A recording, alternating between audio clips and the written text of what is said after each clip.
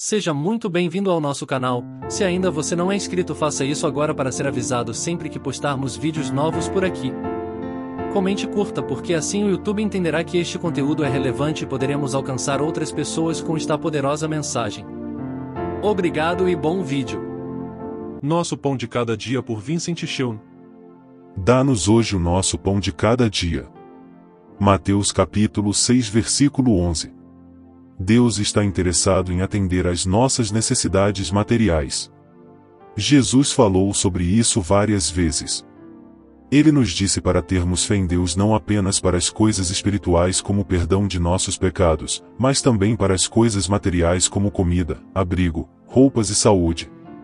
Ele saiu, não apenas declarando liberdade espiritual por meio da fé nele, mas também demonstrando o interesse e o poder de Deus quando se trata de nossas necessidades materiais ao multiplicar alimentos, conseguir dinheiro da boca de um peixe e, ainda mais proeminentemente, trazer saúde para multidões como ele curou os enfermos.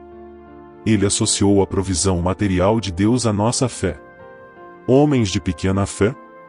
Portanto, não se preocupem, dizendo, que vamos comer? Ou que vamos beber, ou que vamos vestir.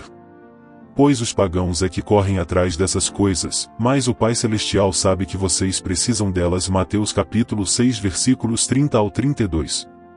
Se nos preocupamos com as coisas materiais hoje, muitos de nossos pregadores nos consolam e encorajam, e nos dizem como eles entendem que a vida é difícil.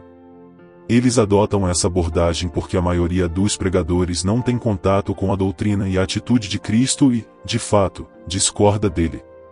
E eles também se opõem àqueles que ensinam a mesma coisa que ele ensinou. Jesus nos repreenderia. Embora a falta de fé seja a última acusação que alguns pregadores fazem contra a preocupação com coisas materiais, Jesus repetidamente a reiterava. Preocupar-se com as coisas materiais indica a falta de fé. Ele disse que os pagãos correm atrás dessas coisas, então não devemos nos preocupar com elas. O que ele queria dizer não era que não devêssemos ter coisas materiais, mas que o Pai Celestial sabe que vocês precisam delas. Depois ele disse, e busquem, pois, em primeiro lugar o reino de Deus e a sua justiça, e todas essas coisas serão acrescentadas a vocês. Versículo 33. Isso não significa que devemos pensar apenas no reino. Porque quando ele ensinou os discípulos a orar, embora tenha mencionado o reino primeiro, ele prosseguiu dizendo, dá-nos hoje o nosso pão de cada dia. Ele estava definindo a prioridade adequada. Busque em primeiro lugar o reino de Deus e a sua justiça, mas depois tenha fé para as coisas materiais e peça a Deus por elas. Como Paulo escreveu, o meu Deus suprirá todas as necessidades de vocês, de acordo com as suas gloriosas riquezas em Cristo Jesus. Filipenses capítulo 4 versículo 19. Deus suprirá todas as nossas necessidades, não de acordo com o que precisamos, mas de acordo com o que Ele tem em Cristo Jesus. Muitos cristãos são zelosos em se opor ao chamado movimento Evangelho da Saúde e Riqueza ou Palavra da Fé. É verdade que alguns erros graves e heresias são ensinados por esses mestres da fé. Eles estão longe de ser modelos ideais e muitas de suas doutrinas e práticas são transgressões excomungáveis. No entanto, por mais que alguns cristãos odeiem Jesus por isso, e por mais que combatam e distorçam a Escritura, o Evangelho de fato inclui saúde e riqueza em certo sentido, e o Evangelho de fato relaciona o recebimento de bênçãos materiais com a fé. Jesus disse, que seja feito de acordo com a sua fé. Mateus 9 versículo 29, e vocês podem orar por qualquer coisa, e se tiverem fé, a receberão. Mateus 21 versículo 22. A mensagem da Bíblia não é simplesmente sobre doença e pobreza. Ela insiste que devemos ter paciência quando sofremos essas coisas, mas não glorifica essas coisas e não condena a saúde e a riqueza. Assim como os mestres da fé frequentemente ignoram e distorcem os versículos e doutrinas bíblicas que não se adequam a seus propósitos, seus críticos se recusam a levar a sério aqueles textos para os quais esses mestres da fé chamam a atenção. Os críticos não conseguem entender esses textos porque rejeitaram o que eles ensinam desde o início. Ambos os lados são seletivos sobre o que admitem em sua ideia da fé e do estilo de vida cristãos. Portanto, Embora muitas das objeções contra os mestres da fé sejam bem merecidas, os críticos também as estão usando como bode expiatório para disfarçar sua própria incredulidade e seu ressentimento contra os ensinos de fé de Jesus. O Senhor muitas vezes soava exatamente como os mestres da fé, só que ainda mais literal e extremo, e esses críticos o desprezam por causa disso. Os ensinos da Bíblia sobre fé e poder fazem com que eles pareçam muito ruins, expondo sua incredulidade, tradição e inúmeras deficiências espirituais. Em vez de arrependimento, eles endurecem o coração e conspiram para redirecionar a atenção das pessoas para as falhas e perigos de um movimento que enfatiza a fé, o poder e as provisões da nossa aliança.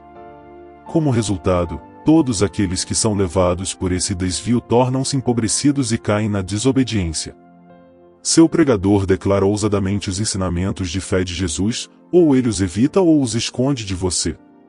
Quando lida com eles, ele diz a você que Jesus quis dizer o que disse, ou ele lhe inundou com razões pelas quais isso pode não acontecer com você.